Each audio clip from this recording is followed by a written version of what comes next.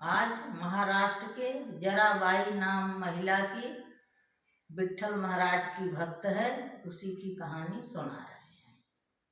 महाराष्ट्र के सोलापुर गांव में पिंडरी नाम का एक गांव है, जिसमें रुक्मिणी और विट्ठल महाराज का मंदिर है। उसमें रुक्मिणी और विट्ठल महाराज दोनों विराजमान हैं। जराबाई उनकी बहुत भक्त हैं। पूरा जीवन उनका भक्ति में निकल जाता। विट्ठल नाम का नहाना, खाना, सोना, जागना सब विट्ठल नाम से उनका रहता था, और कोई कुछ मतलब नहीं। उनकी भक्ति में इतना चोट रहती थी, उन्हें विट्ठल छोड़ कुछ दिखता नहीं था।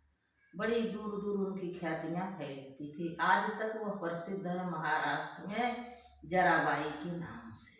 उन्हें बहुत उत्सुकता थी कि हिंदू राष्ट्र हो, हमारा भारत आजाद हो, यह सपना उनका था। विट्ठल महाराज की पूजा करती थी कि हे विट्ठल देव, तुम चाहोगे तो सब कुछ संभव है, सब हो सकता है। तो एक बार कबीरदास अपने गांव में थे। उनने उनकी ख्याति सुन के उनकी इच्छा में ऐसे उत्सव जागी कि हम भी जराबाई से मिलें। तुमने अपने गांव से चल दिए महाराष्ट्र। चलते चलते जब महाराष्ट्र में पहुंचे, एक झोपड़ी पर छोटी सी चाय की दुकान थी। वहां कबीरदास बैठ गए और पूछने लगे, अरे भाई, कोई जराबाई की जानते हो? जराबाई कौन है? तो चाय वाला कहता, वाह, वही हैं जो दो महिलाएं वहां लड़ रही। तो कबीर को बड़ा आश्चर्य होता है, मैंने इतना नाम सुना, उनके दर्शन करने आए, ये लड़ रही मामूली महिलाएं, ये जराबाई है। कहे, अरे भाई, तुम जानते हो, सही बताओ कुछ। कहे, हाँ भाई, जाओ पूछ लो। कबीरदास चुपचाप बैठे रहे, विचार करने लगे कि बड़ी गलत जगह आए, बहुत मैंने गलत सुना। बहुत सोच समझ के चले थे, दर्शन की उत्सुकता थी। यह मुझे नहीं मालूम थी कि इतनी लड़ती भिड़ती व्यक्ति की इतनी ख्याति है। तो कहे, भाई, काहे के लिए लड़ाई हो रही? जराबाई का क्या हो गया है? तो चाय वाला बताता है, भैया, कंडे के लिए उपले जानते हो? जो उपले होते हैं उसी के लिए लड़ाई हो रही है दोनों महिलाएं में। जराबाई कह रही, हमारे उपले दे दो, हमारे कंडे दे दो। और वह महिला से लड़ रही, कह रही, ले लो अपने।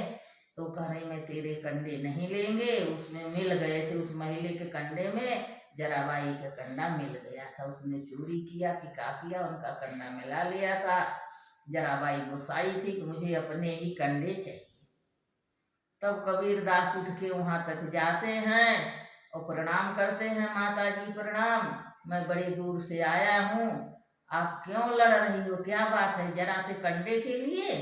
तो कहीं, हाँ भैया, मेरा ये उपला चुरा ली, मैं अपने उपले के लिए लड़ रही हूँ।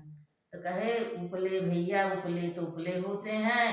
और उस महिला से भी बोले कि भैया, चोरी काहे करती, इनकी दे दो, अपनी ले लो। तो वह महिला बड़े शांत भाव से कहती, भैया, मैं तो दे रही हूँ, कह रही हूँ अपना ले लो भैया, हमारे ले लो। कंडा कौन इनका, कौन ये लड़ रही हैं कि मैं तेरा कंडा क्यों लूँ, अपना ही लूँ। तब कबीरदास जराबाई से पूछते हैं कि बहन, तुम्हें पहचान है, तुम्हारा कंडा कैसे है? भला कंडा और गोबर में कौन पहचान कि कौन किस पशु का गोबर है, किसका उपला है? अरे जैसे तुम्हारा वैसे ही उनका, उपला तो उपला, ले लो, आधे आधा वो ले, आधा तुम लो, झगड़ा खड़ी खत्म करो। तो जराबाई बोली, नहीं भैया, मुझे तो अपने कंडे ही चाहिए। कहे, पहचानती हो? जराबाई बोली, हाँ, मुझे अपने उपलों का पहचान है। कहे, बताओ तो पहचानो। कहे, कान के लगाओ, आपको सब मालूम पड़ जाएगा कौन हमारे कंडे हैं। तब कबीरदास उसमें गवाह बने थे, पंच। उनने कंडा उठाया और अपने कान को लगाया। तो कुछ नहीं, धर दिए, बहन मुझे तो कुछ नहीं समझ आया, कहें और लगाओ। ऐसे ही 1 2 4 10 कंडा कान के लगाए, कुछ नहीं हुआ। जब जनाबाई का कंडा आया, कान को लगाए 11वां कंडा, तो वह कंडा से आवाज आती, बिट्ठला बिट्ठला, अरे बिट्ठला, ऐसे 4 6 10 बार। कबीरदास बहुत देर तक कंडा कान के लगाए रह गए। जब तक लगाए तब तक उसमें बिट्ठला बिट्ठला बिट्ठला की आवाज आती रह गई।